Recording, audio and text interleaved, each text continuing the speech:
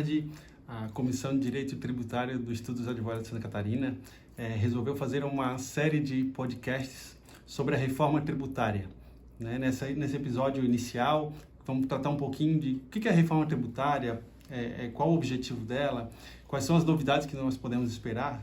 Trouxemos a doutora Caroline D'Agostin e a doutora Tânia Francossi Santias. Olha.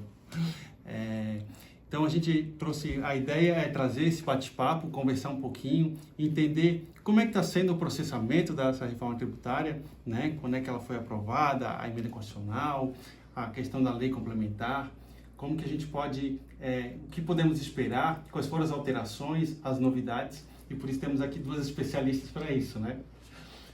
Primeiramente, queria agradecer a presença da Caroline e da Tânia, né? Peço licença para chamá-las assim, minhas colegas. Doutora Caroline, o que a gente pode esperar? Boa tarde. O que a gente pode esperar da reforma tributária? Qual é o objetivo da reforma tributária, né? Então, primeiramente, boa tarde, Bernardo. Boa tarde, Tânia. É um prazer estar aqui com vocês hoje, falar um pouquinho da reforma. É um tema que eu adoro. O Bernardo sabe disso, a Tânia também. Então, assim, é o tema do momento, né? E o que a gente pode esperar sobre a reforma tributária? Na verdade, essa reforma tributária que a gente vai falar hoje é especificamente sobre a tributação do consumo. Então, a gente está saindo de alguns tributos, 5 tributos basicamente, estão saindo PIS, COFINS, IPI, em parte, pelo menos, que ainda fica aquele vinculado à produção na Zona Franca de Manaus, ISS, ICMS e IOF Serviço, na parte de seguros. E a gente substitui esses pelo IBS, CBS numa base ampla, que aí ela vai incluir todos os bens e todos os serviços, agora numa espécie de um conceito de fornecimento, então saindo daquela dicotomia que a gente tinha em ICMS e ISS, que era, é serviço, é circulação de mercadoria, qual que vai aplicar? Que trazia justamente complexidades que esse novo sistema está tentando afastar. Então a gente vem com simplificação, com regras mais homogêneas, com neutralidade, mudou muita coisa mesmo, né? Doutora Tânia, e aí, como é que a doutora está vendo essa reforma, né? Essa mudança de paradigma? É uma mudança de paradigma ou só teve uma redução de tributo? Qual era o objetivo dessa reforma, afinal? Boa tarde, doutor Bernardo. Boa tarde, doutora Caroline. É um prazer estar aqui, também uma área que eu amo. Eu lembro, doutor Bernardo e doutora Carolina, que há mais de 30 anos, ainda quando eu estudava, e faz tempo, né? Nesse período já se falava da reorganização do sistema tributário nacional. E eu acho que isso expressa a complexidade desse tema e desses interesses, né? Que são conflitantes entre os diversos setores da sociedade. Tanto o setor, né, econômico, político, jurídico, e expressa assim uma mudança, principalmente sobre uma base ampla de bens, como a doutora Carolina colocou, serviços e direitos. E esses direitos são direitos tangíveis e intangíveis. Todas essas utilidades, né, que são destinadas ao consumo, elas devem ser tributadas. Mas é importante também destacar que a reforma tributária ainda está em andamento. Então, essas alterações, elas são estruturadas nos princípios da simplificação ou da simplicidade, da neutralidade e também da não cumulatividade. O principal destaque da reforma é a simplificação da tributação que é sobre o consumo, no sentido de reduzir significativamente o contencioso tributário. Além da diminuição da guerra fiscal, em razão da tributação no destino, né? E também a arrecadação do IBS, por exemplo, que deverá ocorrer no consumidor da mercadoria. Então, traz algumas alterações. Com relação ainda ao sentido de conceder os incentivos fiscais, também há uma alteração, porque ocorre aí essa unidade federativa, né, de origem. Então, ocorre uma perda, né, do fim dos benefícios fiscais, porque as pessoas físicas e jurídicas, elas deverão ser compensadas em razão, né, dessa mudança, né, da cobrança na destinação através de um fundo de compensação. Entendi. Então, a gente, pelo que a doutora está explicando, que a doutora explicaram, essa alteração, ele vai mudar um pouco o nosso sistema, né? Então, a gente não tem mais a briga de ICMS e ISS, né? Uma briga do Estado com as prefeituras. Então, a gente tenta simplificar isso, né? Temos também PIS, COFINS, né? Junto em outro tributo. Então, é por isso que a gente fala de IVA dual, não é um IVA normal. Por que é o IVA dual, né? A gente precisa entender isso aí. Por que explicam IVA dual? Né? A gente quer entender um pouquinho para saber, porque a gente já fala de alíquota, a gente vê alíquotas grandes, mas a gente quer entender o que é o IVA dual, por que tem essa alíquota, né? A gente sabe que é para simplificar, então explica um pouquinho só isso, Carol. Então, a questão do IVA dual, a gente chama de IVA, IBS, CBS aqui, Imposto sobre Bens, Serviços e Contribuição sobre Bens e Serviços. Mas por que a gente fala que é um modelo IVA? Que é um modelo, o IVA de Imposto sobre Valor Agregado. Então, aquilo que agrega em cada fase de cada operação, eu tenho um imposto cobrado sobre isso, o imposto ou contribuição. Então, por que ter um IVA dual? A gente está num estado que ele é federado e tínhamos divisão de competências bem estruturadas na Constituição. Então, ter um único IVA, isso é ficar concentrado na União. E feito o IBS-CBS, eu tenho, na verdade, um tributo concentrado na União, que é a CBS, a Contribuição sobre Bens e Serviços, e eu tenho um outro tributo, apesar de ter as mesmas regras, a mesma base, alíquotas parecidas, porque na verdade a gente vai ter uma alíquota da União, uma alíquota dos estados e uma alíquota dos municípios, mas as regras serão as mesmas, justamente trazendo a simplificação que a Tânia já colocou antes e que é o mote, digamos assim, a menina dos olhos do sistema novo, vou simplificar. Então, ter dois IVAs, um IVA dual, justamente para atender esses anseios federativos. Então, eu tenho o IBS, CBS de estados, municípios e Distrito Federal, de estados, municípios e Distrito Federal, e eu tenho a CBS da União. E aí, por isso, eu teria por isso que eu falo dual, tem o CBS e o IBS. Então, cada ente ali vai tentar trabalhar num desses novos tributos, né? Isso. E a doutora Tânia botou que, a gente está em um processo ainda, a reforma tributária não está terminada, né? Mas o que nós temos hoje, que a gente tem incertezas, então, quanto lei complementares, mas que a gente tem certeza hoje, a emenda constitucional foi aprovada. É certo que teremos o IVA dual, né? E questão de alíquota, né? Quanto que a gente está imaginando de alíquota? Isso, a gente já tem algum cenário desse, doutora Tânia? Sim, temos, mas sempre lembrando que nós podemos ter alteração, porque, por enquanto, essas medidas estão, né, ainda no Senado para finalizar a lei complementar. Nós temos também o IVA dual, como a doutora Caroline colocou, porque nós vamos ter a substituição do IPI por um imposto seletivo, com prioridade, né, para essa seletividade voltada para os produtos que venham, digamos assim, a trazer uma lesão maior para a saúde e para também o meio ambiente, e o imposto sobre o consumo e sobre os serviços, que seria o IVA, que aí é o IBS, né, e as contribuições, que é o CBS. Com relação à alíquota, nós vamos ter uma alíquota padrão.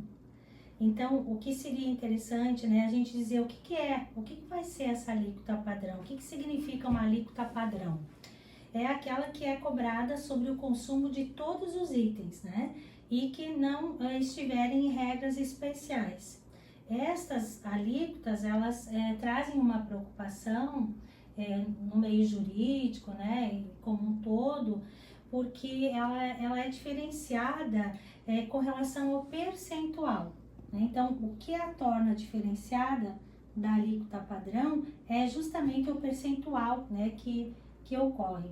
Nessa reforma, e também através de uma nota técnica, né, que até estávamos conversando há pouco no governo federal, de que quanto maior, né, se concede a redução dessa alíquota especial, maior, né, será a carga tributária.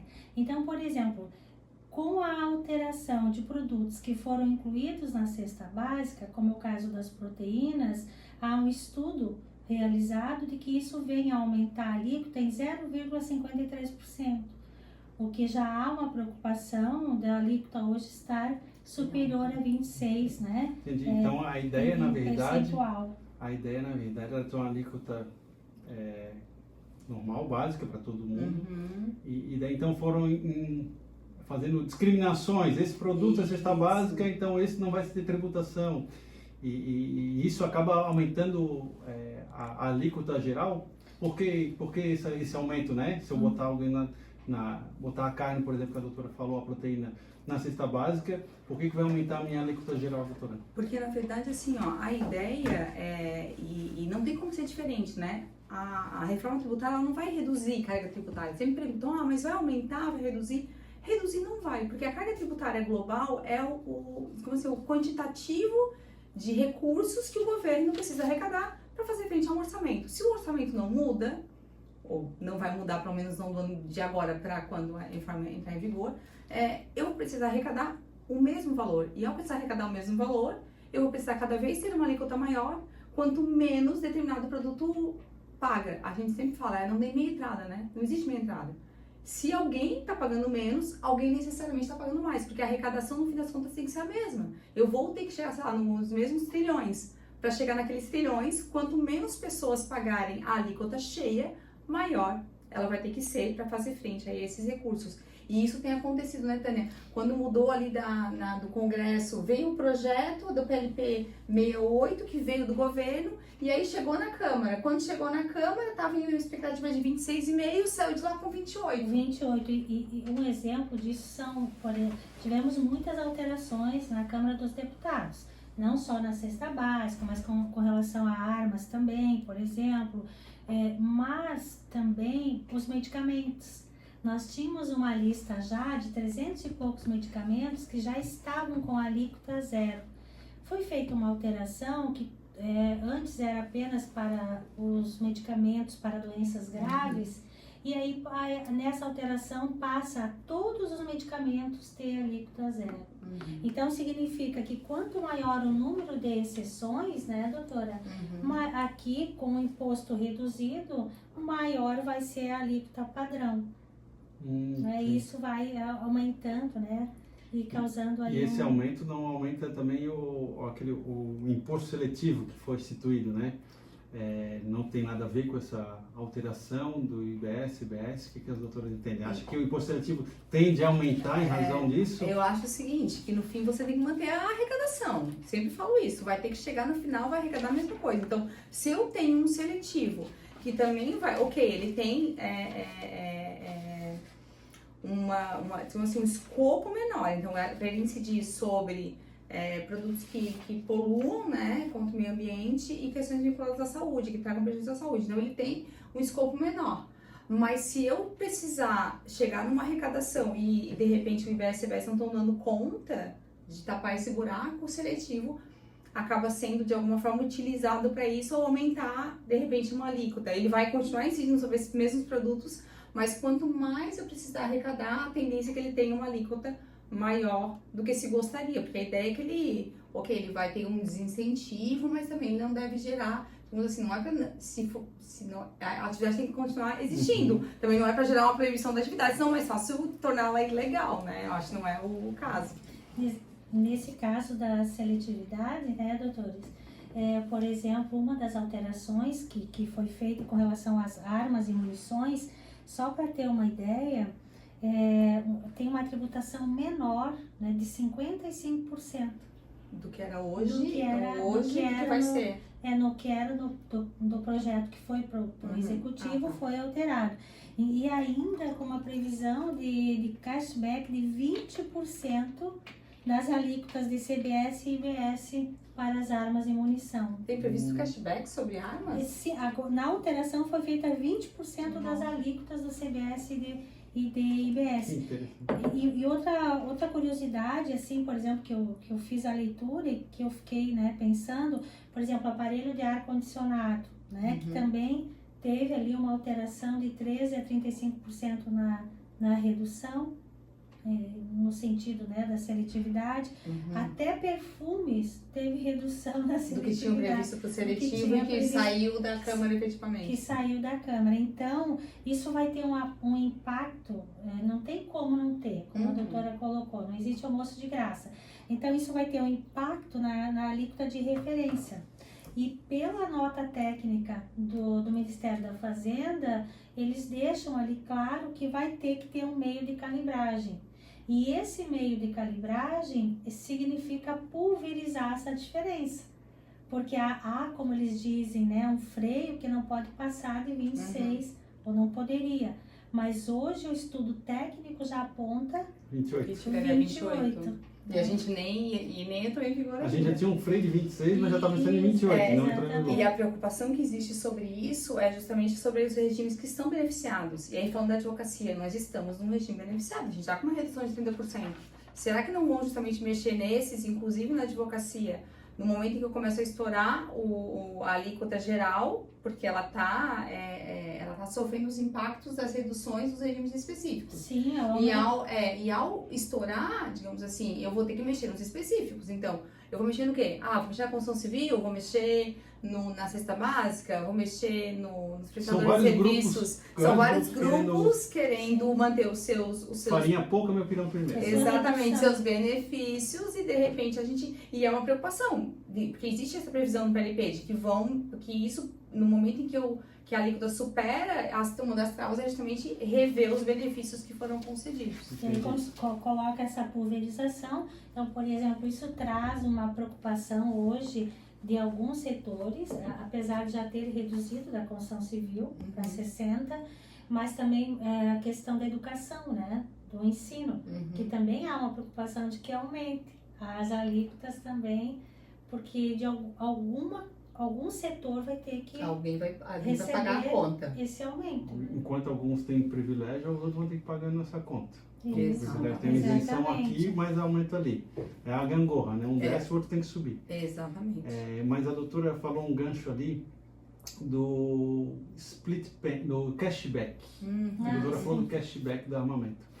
E quando a gente fala de novidades da reforma tributária, a gente fala de IVA dual, IBS, CBS, e daí a gente começa com novos termos. Cashback. Todo mundo a gente conhece o cashback de eu comprei R$10, lá ganhei R$1 no cashback no meu cartão. É assim que vai funcionar o nosso cashback de tributação? É mais ou menos isso. Então, na verdade, o que o governo colocou? Buscando um dos pilares, que é a questão da justiça social, justiça fiscal, então que a tributação deixe de ser tão regressiva como é hoje. O que é ser regressivo? Aquele que menos recebe proporcionalmente aquele que mais paga tributo sobre o consumo. Por quê? Porque ele vai no mesmo mercado que eu também vou, ele compra o mesmo arroz, por exemplo, ele vai pagar o mesmo tributo. Não importa se ele ganha um salário mínimo ou 10 salários mínimos. Então, no fim das contas, proporcionalmente, ele acaba pagando mais. Como é que eu alcanço essa pessoa de repente, trazer uma diminuição dessa regressividade? Eu devolvo o dinheiro do tributo diretamente para ela. E, então, esse é o cashback. Ele está hoje previsto no gás, na conta de energia elétrica, conta de água, luz, esgoto e daí na cesta básica não precisa porque ela está numa alíquota zero, mas basicamente sobre isso. E aí ela está entre 20% a 100% dependendo do que seria. E ela atinge famílias que recebem até meio salário mínimo per capita, hoje, na formato como está no PLP. Então, aí tem que ter um cadastro único e tudo mais, mas teoricamente, é dinheiro na conta. PIX na conta do consumidor, né? Comprou, de baixa recebeu. renda. Comprou, recebeu. Aí vai ter que ter um cadastro, que já é o cadastro único que a gente já tem. Teria que ter o PIX, que se imagina que vai se usar esse mesmo instrumento que é tão brasileiro, né? Para ter essa devolução. E também eu trago um dado interessante. Quando eu fui estudar um pouquinho, né, porque a gente tem tantas dúvidas, mais dúvidas do que mais dúvidas, com certeza. Né? Com relação ao cashback, por exemplo, o que a gente percebe é que tem coisas assim que fogem um pouco à compreensão, né? Como, por exemplo, os turistas estrangeiros, eles vão ter devolução de tributos comprados no Brasil e embarcados em bagagem. Então, já tem essa previsão também para eles. E com relação à questão da cesta básica, que a doutora Carolina colocou, que mesmo tendo essa preocupação das pessoas que têm um poder aquisitivo menor, não significa que vai ser extinta a regressividade. Não. Porque para poder se beneficiar, tem a questão do cadastro, do CAD único, tem a questão de meio salário, né? Por membro, né? Por família. É bem pouco. Bem pouco. Tem algumas exigências como residir no território nacional e também o CPF tem que estar ativo. Então tem uma série de critérios, né, para que se possa.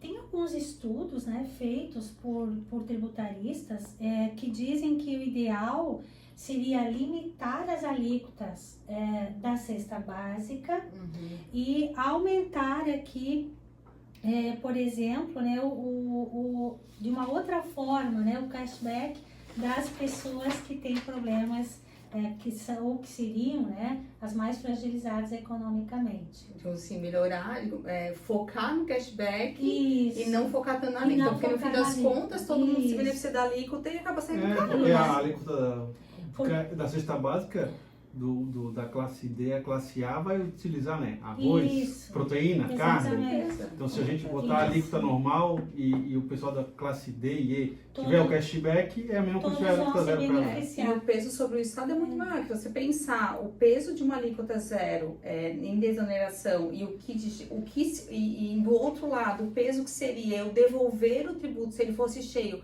para quem de fato precisa, seria muito mais barato para o Estado. Só que é super difícil, aí politicamente mesmo, tá? Eu não acho nem que é uma questão jurídica, eu acho que politicamente é difícil você chegar lá numa Câmara dos Deputados de repente aprovar, não vai mais ter alíquota zero sobre a cesta básica. Imagina, como é que eu vou justificar isso? Não tem, politicamente não justificaria. Por mais que talvez fosse melhor. Ia ser, não deram mais. Então acho que por isso que não se conseguiu fazer essa troca, sabe? Mesmo talvez sendo mais interessante, né? E talvez mesmo que a intenção seja boa e que a alteração pela Câmara dos Deputados nesse sentido de incluir uma redução maior na cesta básica, como o Dr. Bernardo colocou, todos vão se beneficiar. Então, se a gente não focasse tanto nessa redução e mais, né, no volume, né, efetivamente do cashback a ser devolvido, eu acho que talvez a gente realmente tivesse um efeito menor, né, com relação a regressividade mesmo, né? A gente teria aquela ideia de atingir, de tornar esse tributo menos regressivo, como a gente tinha até então. Essa classe que tem mais sensibilidade economicamente. E o que eu estou vendo assim da novidade da nossa reforma tributária é que hoje, quando a gente fala com o pessoal sobre reforma tributária, o consumidor que está mais preocupado, né? O prestador de serviço. A gente pensa, e por que as indústrias, as empresas, para elas acaba sendo tem um benefício essa reforma tributária? Estou jogando para o consumidor toda a tributação, né? E o consumidor vai arcar com isso.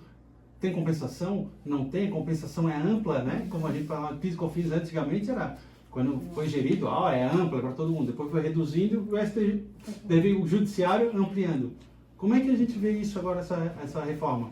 A gente jogou tudo pro consumidor, ele consegue se creditar, como é que funciona crédito e débito? Então, na verdade, sim, eu sempre digo que quem paga a conta é sempre o consumidor. Não tem nenhuma outra pessoa que paga conta da questão tributária sobre o consumo, que é quem consome de fato, que são as pessoas físicas dos consumidores. Mas agora, isso fica muito claro, porque o que se fala, pelo princípio da não cumulatividade plena, é que, na verdade, é como se o tributo só passasse pelas operações, pelas cadeias, e incidisse efetivamente lá no destino, na ponta. Então, é como se, de fato, o consumidor fosse sentir realmente isso. E como que isso funciona? Se eu sou uma indústria, por exemplo, que eu fabrico camisetas, eu vou ter vários produtos que eu vou adquirir para poder fabricar essas camisetas. Então, a ideia é que eu possa me acreditar de tudo aquilo que eu compro. E isso vai desde o algodão, que vai de fato manufaturar aquela camiseta, que vai ser utilizado, até, por exemplo, o café servido na administração. Porque desde que isso esteja relacionado, esteja dentro daquela atividade, então não esteja fora da operação de forma ampla, também o setor administrativo, eu vou poder me creditar. Então, isso gera uma conta de IBS-CBS menor, porque tudo que eu compro tem IBS-CBS, tudo que eu vendo tem IBS-CBS. Eu vou olhar o que eu comprei, o que eu estou vendendo e vou pagar só a diferença. Então, quanto mais amplo for esse creditamento, menos eu pago em cada etapa da cadeia. Mas lá na ponta, quando eu vou vender para o consumidor, ele não tem como se creditar, digamos assim, porque ele não paga na atividade, ao viver, ele não paga IBS-CBS. Então, é onde a cadeia acaba. E ao acabar, é onde de fato eu vou ter Acumula tudo no final. Acumula tudo no final. E isso eu digo que faz parte porque é realmente inerente ao tributo sobre consumo, né? Mas agora talvez seja mais claro. E só dando um gancho sobre isso, que eu adoro, eu sempre falo, como a transparência, que é um dos princípios basilares, a gente consegue ver na reforma. Porque é isso. Tá na boca do povo, né? Todo mundo fala sobre a alíquota, todo mundo fala sobre a reforma tributária, todo mundo fala sobre isso, conhecendo ou não conhecendo. E isso é bom, porque a gente tem que discutir como sociedade qual é o modelo de Estado que a gente quer, Sim. qual é a carga tributária que a gente quer pagar. Sim. E no momento que a gente enxerga o 26,5 e não gosta, é onde talvez a gente consiga mudar alguma coisa. E essa forma de cobrar uma única vez, né? Porque daí essa técnica que é da não cumulatividade, é uma forma de dissolver essa carga tributária em todos os movimentos das operações, né? Então, agora nós vamos não ter a cumulatividade, claro, né? Nós vamos continuar não tendo cumulatividade, mas a cobrança é feita uma única vez e a forma de cobrar também vai ser por fora. Isso é bem Essa importante. cobrança por fora, né, é que faz com que nós, consumidores, conseguimos ter essa transparência que a doutora Carolina coloca. Porque agora nós vamos ter especificado, né, realmente o quanto eu vou pagar. E aí, talvez até aproveitando o gancho da doutora Carolina, eu acho que é Caroline, né? Desculpa. Não tem problema. Que é interessante também com relação a isso, falar que é a questão aí da forma de pagamento também do split. Né? O split payment. O split É payment. outra novidade, mais um termo mais estrangeirismo. Americanizada, né? Que é, Isso. depois do cashback tem o split payment no Brasil. Como que é o split Isso, payment, doutora? isso. que eu acho que é esse termo, né? Se nós traduzirmos de forma assim bem simples, seria partilhar, né? Partilhar a receita, partilhar o pagamento.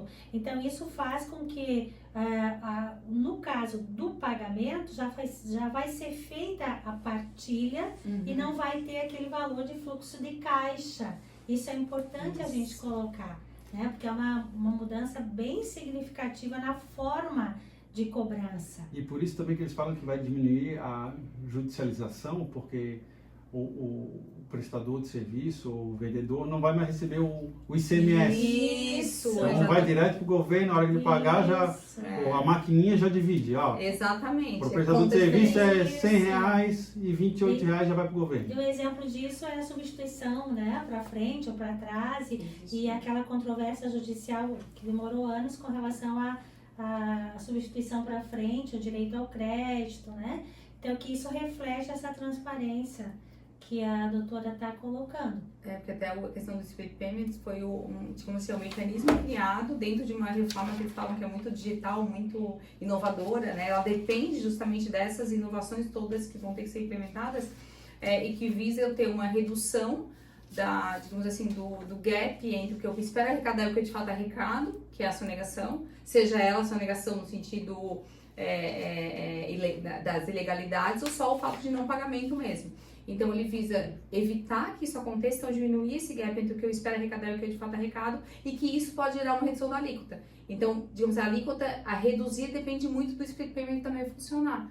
Porque a ideia é que eu vou lá comprar um produto, sei lá, vou comprar um detergente, paguei lá no cartão de crédito, já vai separar, vai para a conta do fornecedor só o que de fato é o preço dele, e para o governo já vai o que é tributo. Isso muda toda a lógica, então tem muita discussão sobre isso. Se de fato isso não está mexendo no fluxo de caixa das empresas, porque antes elas vendiam e aí iam pagar o tributo 40 dias depois. E aí não vão poder aproveitar o crédito de repente, ou aproveitar mais para frente, como é que isso vai funcionar? Então tem bastante controvérsia sobre isso. O sistema pode ser bom se ele de fato funcionar, mas existe muita dúvida porque ele ainda não existe. Então ele está sendo criado, né? E aí nisso fica... E ele acaba sendo uma mudança de paradigma que a gente tem hoje, né? Isso, a gente não tem nada parecido com isso.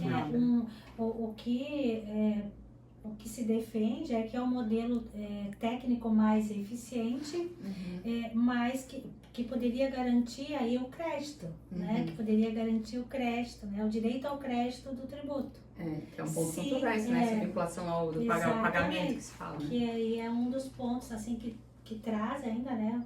Muitas dúvidas. Mas é interessante que essa modalidade de recolhimento, ela já existe há algum tempo no Marketplace.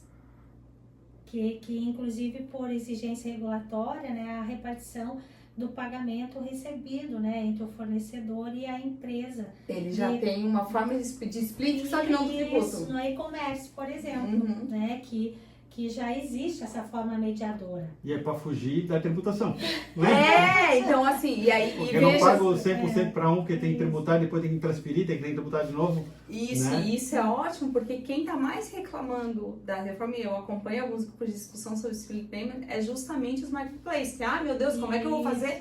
Porque agora eu vou ter que pagar não sei quanto de tributo antes. Mas na verdade ele já tem todo o sistema feito para quando eles querem reter o deles, digamos assim, né, e repassar só o que de fato é pagamento, como o cartão de crédito da mesma forma, né? O que é o serviço do cartão, o que é de fato o valor do produto ali envolvido. Então, tudo isso talvez são meios que a gente já tem, então eles já existem, só que eles não estão sendo utilizados para a questão tributária. Por isso, talvez se o governo diga, não, é fácil de fazer. Porque se a gente já tem split no Marketplace, se a gente já tem uma separação no cartão de crédito, se a gente já tem uma separação em várias coisas, basta eu melhorar esse sistema para um foco de arrecadação, eficiência na arrecadação. E se for eficiente realmente, há até uma expectativa de diminuir custos nas obrigações acessórias, por exemplo.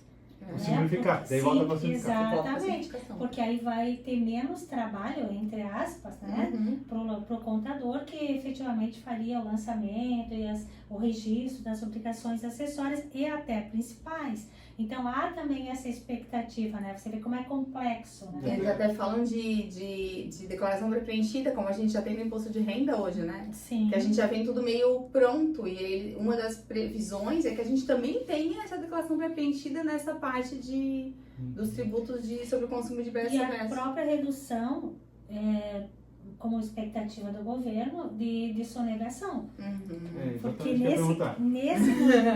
Porque nesse modelo, o fornecedor, tanto do bem quanto do serviço, ele não vai ter esse fluxo de caixa, né? Ele vai ser destinado na quitação da obrigação tributária automaticamente pelo sistema. A não ser quando recebe em dinheiro. E quando ele quer crédito, ele tem que pedir de nota, né? Isso, e aí é um ponto que é bem interessante, porque dependendo da atividade, você pega um prestador de serviço hoje, em diversas áreas, para ele não faz diferença de quem ele compra, se tem emissão de nota ou não, porque ele não se acredita de nada. Agora, na mudança de lógica, e isso entra a construção civil, tudo, na mudança de lógica, você passa a pedir nota de tudo, porque para você passa a ser interessante. E aí, nisso, você tem uma regularização de alguns prestadores de serviço que não se esperava antes, né? E aí, para o governo, isso também é interessante, porque vai ter uma integração nas bases de dados. Então, cadastro único, né? O cadastro único para PJ também. Isso, daí inclusive, né, com relação ao pagamento. Então, essa integração de dados também vai facilitar a fiscalização. Entendi. Então, tem bastante coisa, bastante novidade aí. Eu acho que a gente vai fazer vários episódios sobre a reforma tributária. E já caminhando para o nosso encerramento desse primeiro episódio, esse episódio inaugural, queria saber das doutoras. O que esperar, então, da nossa reforma tributária? Então, eu tenho a expectativa que, de fato, ela saia ainda esse ano, tá? Eu acho que o PLP 68, que é o que regulamenta as bases todas do IBS-CBS, deve ser aprovado até meados de novembro. A gente tem um 108, que daí regulamenta a parte processual, que deve ser esse ano também. E 2025 vai ser um ano de preparação, né? Para que 2026 a gente tenha a efetiva vigência.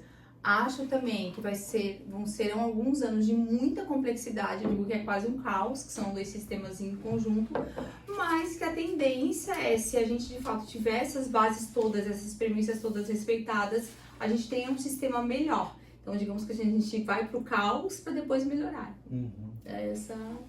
Bom, eu acho que haverá uma redistribuição entre setores da economia, da carga tributária.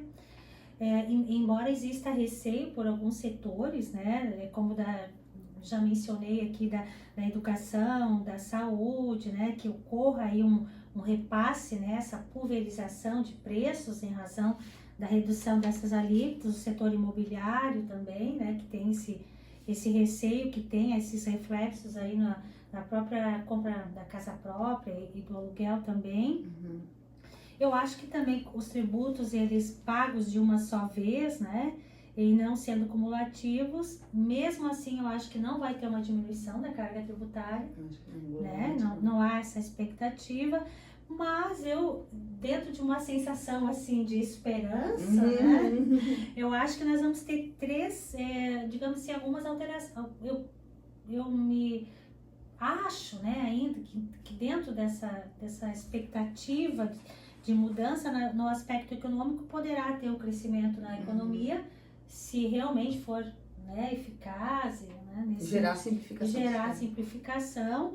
Eu acho que no aspecto social poderá ter aí um aumento de emprego se efetivamente ocorrer um aumento no poder de compra, né? E aí vai tudo depender da forma, né, como se aplica esse cashback, como se trabalha essa regressividade. E também eu acho que a questão federativa, eu acho que existe uma expectativa para os estados e municípios, principalmente em razão da mudança da cobrança na destinação. Então, a arrecadação, ela deverá ocorrer, né, lá na ponta, lá no consumo. E isso traz, ou deverá trazer uma arrecadação maior para os municípios e os estados e, em tese, terão maior receita para atender, né, as despesas, né, numa expectativa maior da população. Então aí a gente tem nessa reforma boas expectativas, né? Se não fizerem um grande Frankenstein da lei complementar, vamos continuar estudando, procurando às vezes alterações, o que pode vir de novidade, o que não vem. E eu falo que é o primeiro episódio porque tem muita coisa que mudou.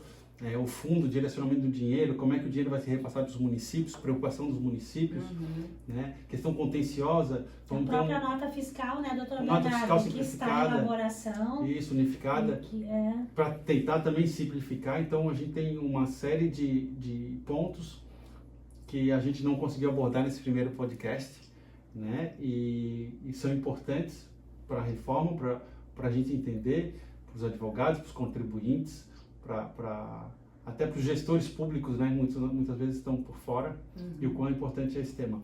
Então, eu agradeço as doutoras por essa conversa, esse bate-papo. Já estão convidadas para os próximos episódios também nos acompanhar aqui. E é sempre muito prazeroso ouvi-las falar um pouquinho sobre a reforma e sobre o direito tributário. Obrigado. A gente agradece, foi excelente. Foi excelente. Obrigada. Obrigada.